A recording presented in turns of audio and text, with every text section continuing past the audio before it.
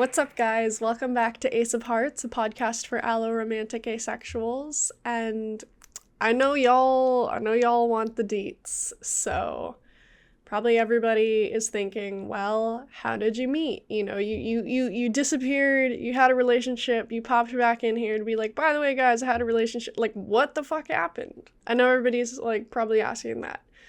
Do you guys remember that episode where I talked so much shit on Tinder? Well, funny thing.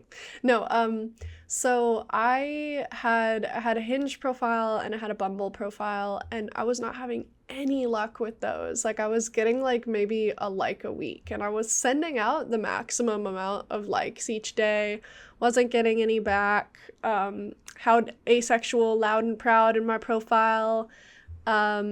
Saw very few other aces on there. Like I said before, I'm open to dating allo people because I just really click with people's personalities, and there's so many different types of aces. So it's like, if I met another ace person, that's great, but just because somebody has the same sexuality as you does not mean you're gonna get along at all, or that you're gonna be the same type of ace. I'm a really cuddly ace. There's a lot of touch-averse aces. So just wanted to cover that before anybody's like, why are you on Hinge? Why are you on butt? Because I get that even from ace people. So I already get enough of that from allo people who like literally will not spend a like, but literally message you on a dating app literally to just be like, why are your kind on here?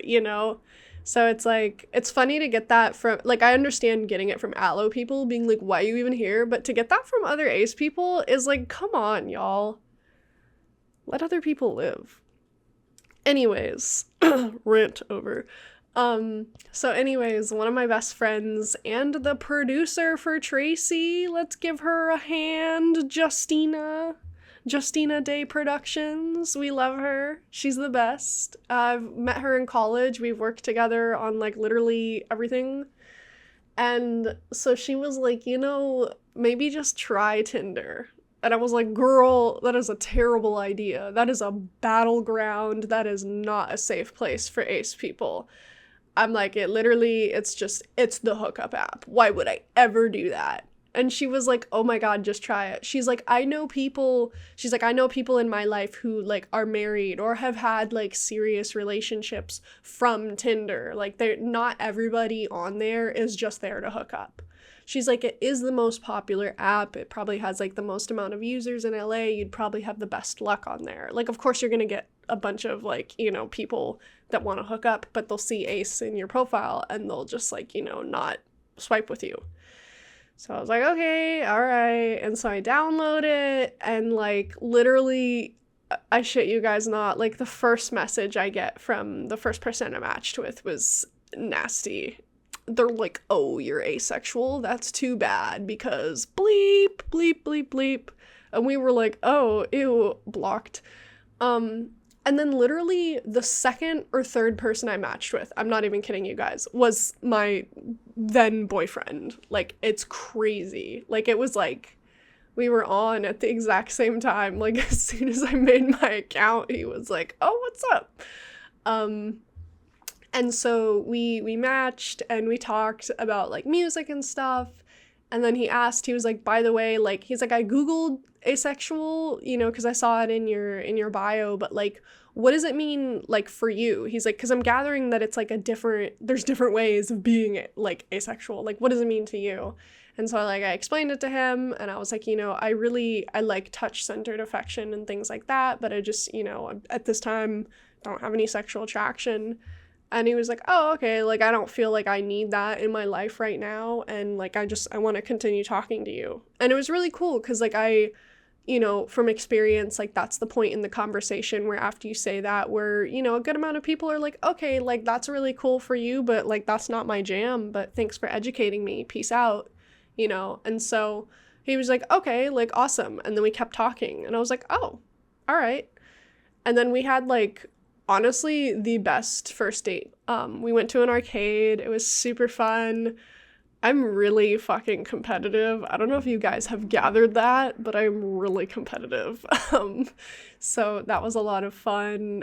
We got frozen yogurt afterwards, and it was a blast. And then second date, we just talked about Tinder and exclusivity, and we deleted our Tinders, and the rest was history. And in between the time that our relationship started and the relationship ended, we had a lot of important talks. I kind of gave my little presentation on asexuality. I had to learn to be a lot less sensitive to people's curiosities, especially his curiosities, because he would ask questions that to him, were just normal questions, and to me, I took a lot of offense at them, and I do feel bad about that, and I always apologized for that, but in interacting with other people, especially other people that aren't ace, you have to know that they're going to have those questions, and that even though they might not be worded the best way, that they're not coming with bad intention or intention to convince you to be anybody other than yourself. So that was something I learned, and, we had a lot of important combos. And then, like I said in the previous episode, there was a couple months in, I started to feel like a shift in myself and started to feel like I was feeling bits and pieces of sexual attraction, and it was really foreign to me because I've never been sexually attracted to anyone. And so I was like, oh, cool, like this wasn't a thing at the beginning of the relationship, but like now I'm starting to feel it, whereas for him, an allosexual person, like that was there like since the start, but it was kind of this like, oh, I don't know that that's something that I need at this point in my life, or we'll kind of worry about this later down the line. It was interesting because it's like I had to figure out how to navigate those feelings myself, and then also like bring this up to my partner and be like, hey, so I'm having these feelings, and there's things that I would be comfortable with, and there's things that I wouldn't. And obviously I'm super awkward like talking about this, you guys, because like it's all so new to me. Like it's not even that like feeling bits and pieces here and there, and like the label demisexual is new to me, but just dating and relationships in general. Like I said, like this was my first relationship, and I was really grateful for like everything we did together. We would eat out at a lot of places, we'd rollerblade, watch a lot of movies, go out to movies a lot, like. So yeah, it's like I feel like I'm like walking this line of like people I know listen to this podcast, and so I don't want to be like, super detailed, and also knowing that he's a pretty private person and not wanting to like put all of our business out there. And so it's just like, yeah, I want to give you guys the deets, and I know that you guys want to know like what happened between the last episode where you're like, oh my god, like I'm so mushy-gushy, I have all these daydreams about these places I would take this person, and this and this and that. And in regards to that, we had like a shared note on the notes app of like different dates we wanted to do with each other. And so like that's a hard thing about like breaking up, is just like, all the dates you didn't get to go on. But I think you just have to be grateful for the ones that you did get to check off the list. And we also had like a shared like movies that we wanted to show each other. And so I was like, there was so many movies that we didn't get to watch, but there was also so many ones that we did get to watch and show each other. So, I'm not gonna lie, guys, like breaking up hurts like a butt cheek on a stick, like, and that's for all my memers out there.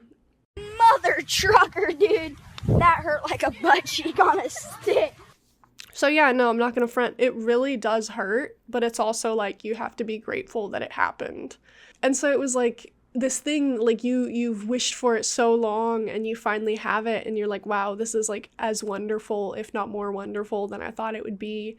But then you also are like, it's not like the movies. There's a lot of hard fucking work that you got to put into having to step up and having to make changes. There was a lot of things about myself that I didn't like, and I acted in ways that I wish I hadn't. Understanding your partner and addressing their wants and needs and listening to them, and just like making them feel understood. Even if, you're disagreeing, you can at least offer understanding, I think. Like that's kind of how I think of like empathy in a sense. Like when I empathize with people, I'm not necessarily giving them an excuse to act a certain way, or, you know, I'm trying to think of an example. Let's say someone's son just died and you don't know that. They cut you off in traffic and they almost cause you to crash and get into an accident and get seriously hurt. That's not okay. There's no excuse for that. But can you understand why that person is driving crazy? Their child just died. And so, like, I know that's a really gruesome example, but, like, that's what I'm trying to say is understanding without excuse, if that makes sense. Understanding without excuse. You know, maybe the person making your coffee was really fucking rude to you this morning, but maybe the person before you screamed at them and yelled at them and called them a slur. Can you understand why they were in a bad mood? Can you understand why they were mean to you? There's no excuse for being mean to you. You didn't do anything to them, but can you understand? And so that's like what empathy means to me, is understanding without excuse. There was something that one of my therapists told me that was so, so important to me that I've kept with me, where he said, it's not our fault what happened to us, but it is our responsibility to be good human beings. And so I think that, you know, it's a matter of like giving people grace, but like not letting behavior become a pattern. And some of my behaviors became patterns, and that's the thing about like having a partner, is like they're gonna see things that you don't. They're gonna bring out like the demons and point fingers at kind of like the parts of yourself that you really need to work on. And that's gonna be hard. That's gonna like crack you open into a new person. You're gonna be like reborn and be like, holy shit, like I have a lot more to work on than I thought I did. And so like that's something that I'll always be eternally grateful to my first partner for, is just like shaping me into a better person, you know, to make my life easier. And I think, you know, I had to go through a lot of like hard life before it could become easier.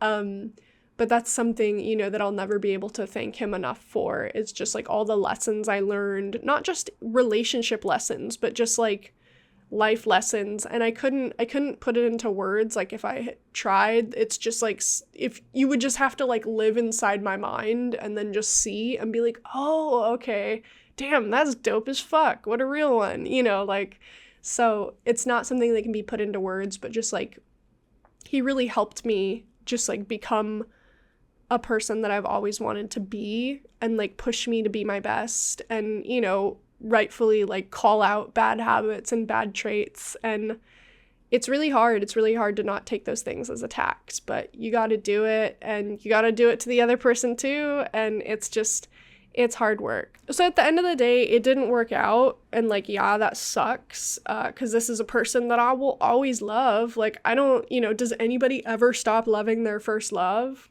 It's kind of like, you know, like the band that you like listened to in 3rd grade, and like you loved their music, and like you'll always love their music. Like there will never be that time again where you're like rocking out in 3rd grade and it's like this new band that you just discovered and you're like, wow, this is the coolest thing ever. It'll never be like that again, but like you'll always have like that nostalgia and that love for that band. So it's kind of like that. It's like, you know, always will love my first love, but you know, at the end of the day, we were just two really different people, and as Kurt Vile says, that's life.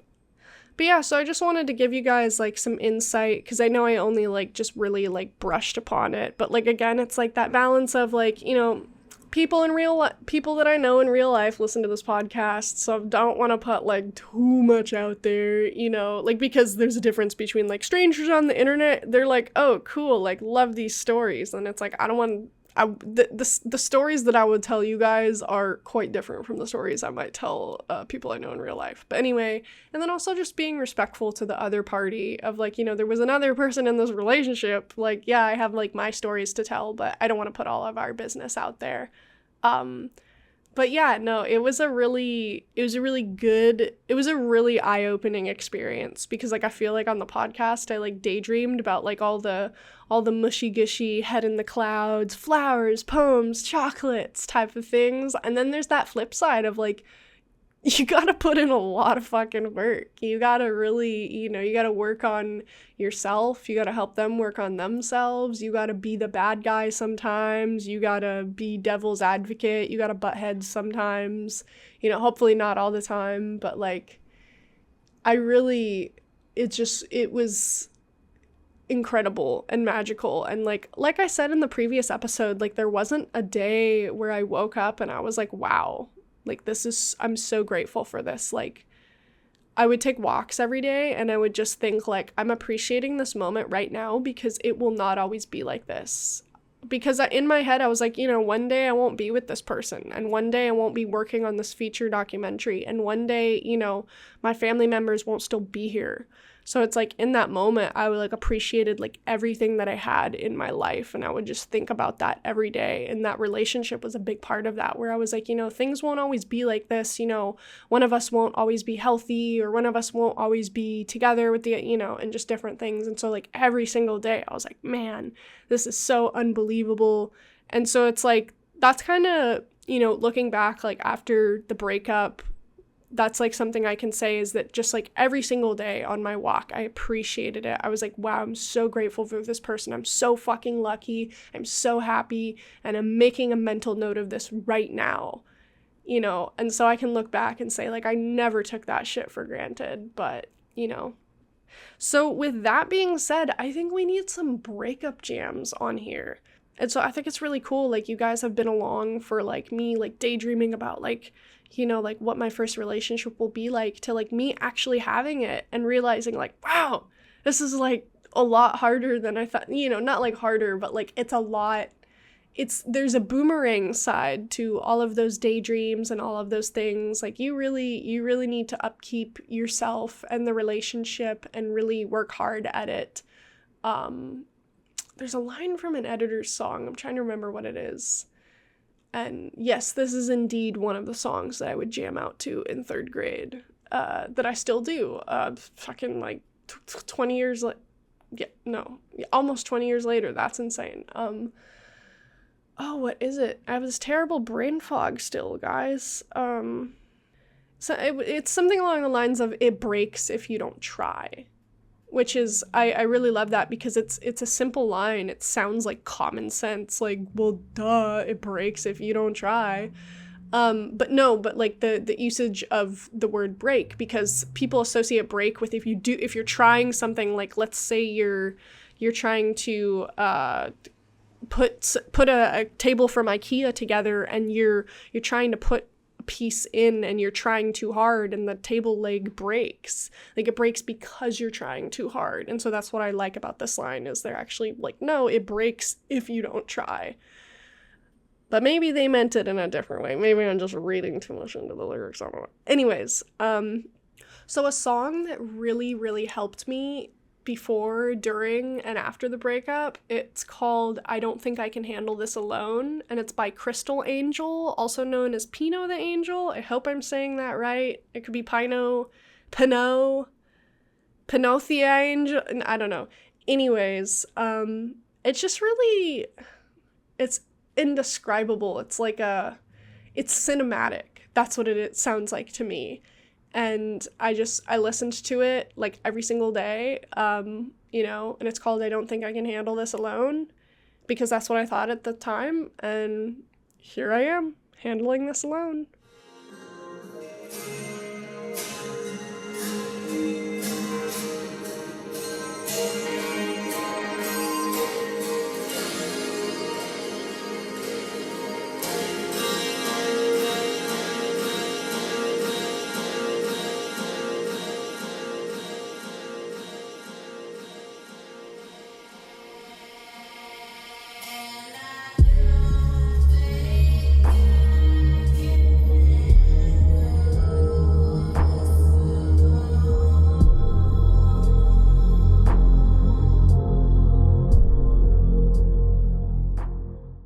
So I'm not going to sugarcoat it, guys. Like, first relationships are fucking amazing. First breakups, ooh,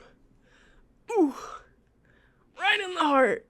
Losing your first love is like potentially one of the worst things that could ever happen to you. But here we are, making it through.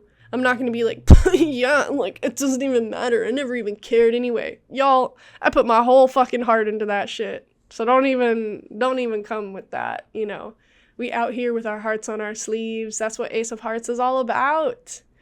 Honesty, transparency, hearts, love, and we will continue to love. And we will always love our first loves. Even if your first love is your celebrity crush, or your stuffed animal, or that UK band, The Editors, from when you were in 3rd grade. Like, we love our first loves, always and forever, and, you know, the best things we can do is just take forward all the lessons. And another quote that I saw that really helps is, like, you know, when you're thinking back on, like, mistakes and things you would have done differently, things you would have said differently, there was a great quote. It was on Facebook. Dude, Facebook has some fucking bangers. Like, I'll be scrolling through the feed and I'm like, damn, saving that one to my desktop.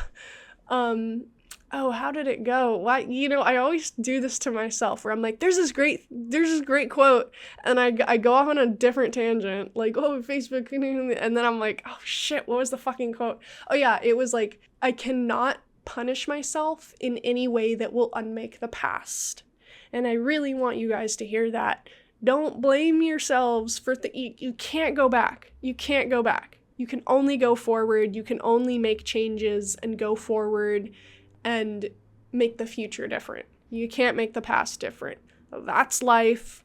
That's just how it is. I know that sounds brutal, but that's life. That's just how it is. And, you know, not trying to downplay by saying that's life, but more as a comfort, like, that's life. Everything grows back. Everything will bounce back. Everything will be green again, you know. A fire burns down all the grass on a hill, but that fire adds, like, oxygen and nitrates, some scientific term. I don't have it off the top of my head. Into the soil, and that grass actually ends up growing back taller and greener than before the fire, because that burn needed to happen. So, if y'all get the gist of what I'm saying. But anyways, that's the tea. I just wanted to fill you guys in a little more. I know you guys are hungry and curious for all the tea and all the details, and I want to give you guys that, and I want to be honest and transparent, but I also want to be respectful to the other person's privacy and to my own privacy. And so yeah, I never thought I'd be well, I did think, but I didn't think I would this soon be recording an episode where I'm just, like, talking about my first love, because just last year I was like, oh my god, give a bitch a chance. Like, it's insane to me. I still don't quite believe it. Kind of all feels like a dream, but like a really good dream with some stressful parts, you know, like where your teeth fall out. But and so we gonna keep going. Respectfully, your girl's gonna be out of the game for a while. But I want you guys all here with me, and I want you guys to be on this journey with me. And for anybody who's going through anything similar, I am so sorry. I know how much that shit hurts, trust me. And that's another thing. It's not that I wasn't empathetic when people, like, told me, like, that they had broken up with their partner or anything. I just didn't understand. Like, of course I was empathetic, and I'm like, oh my god, I'm so sorry, that sucks. But, like, now I know the depth of how much it sucks, bro. Like, I know, I now see how, like, especially if you had, like, you know, kids or marriage or any of that also in the mix, or if you're living together and one person has to move, you know, like, it is so much. So that's Calvin and Hobbes quote. That's the, you know, one of the things about life. It's never so bad that it can't get worse. So I'm wishing you all love, health, and happiness. And if you're going through a breakup, if you're an alloace going through a breakup, especially, because we love really hard, we feel romantic attraction, and I kind of feel like aesthetic attraction to the depths of our souls and hearts and the universe. I know how hard that shit is, guys. Now I do. So I'm sending everybody love, sending love to all the first loves out there, all the celeb crushes, all the UK bands, the editor. I don't know. I just keep going back to that callback because I like that band, and I wish that they would play in the USA! Please. But anyways, love you guys and hope you've enjoyed this episode. Peace out.